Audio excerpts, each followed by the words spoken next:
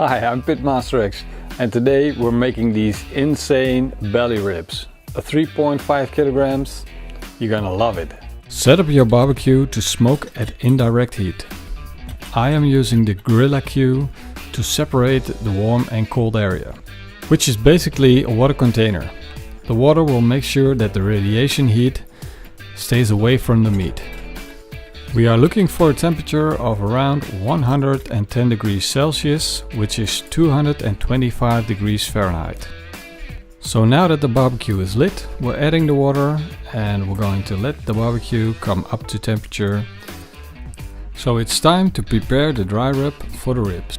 The first ingredient is 3/4 cup brown sugar, then half a cup sugar, half a cup paprika powder, 3 tablespoons fresh ground black pepper, 2 tablespoons garlic powder, 2 tablespoons onion powder, 1 teaspoon rosemary powder, 2 teaspoons ginger powder, and 1 teaspoon cayenne pepper.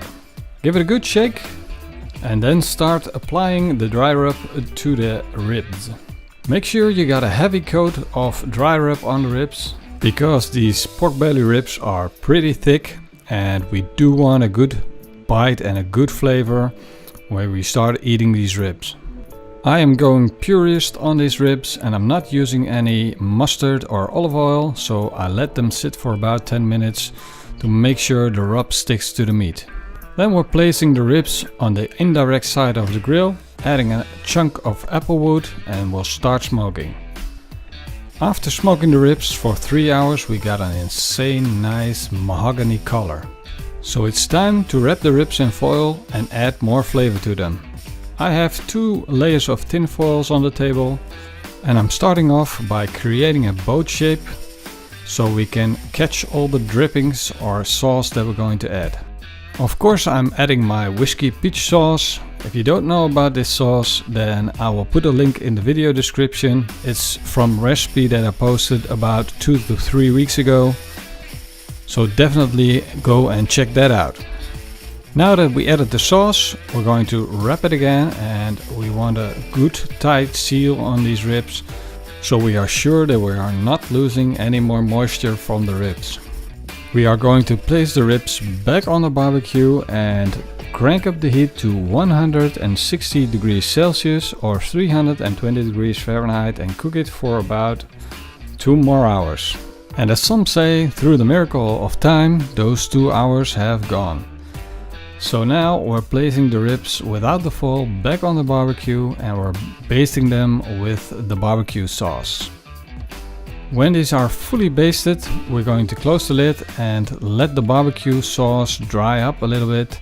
Then we're going to baste them for a second coating. And when they are coated and dried up again, the ribs are done.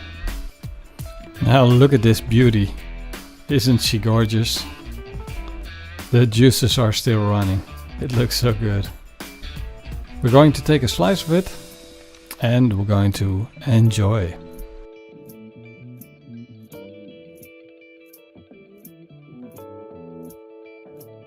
So the belly ribs turned out amazing. You can still see the juices dripping from the meat. It's so juicy, it's so moist. It's an absolutely fantastic cut of meat. You gotta give this a try, guys.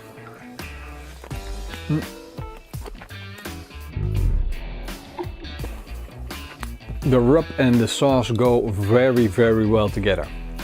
And I really am enjoying this. So if you don't mind, I'm gonna eat this. See you guys next week in the next video recipe. Cheers!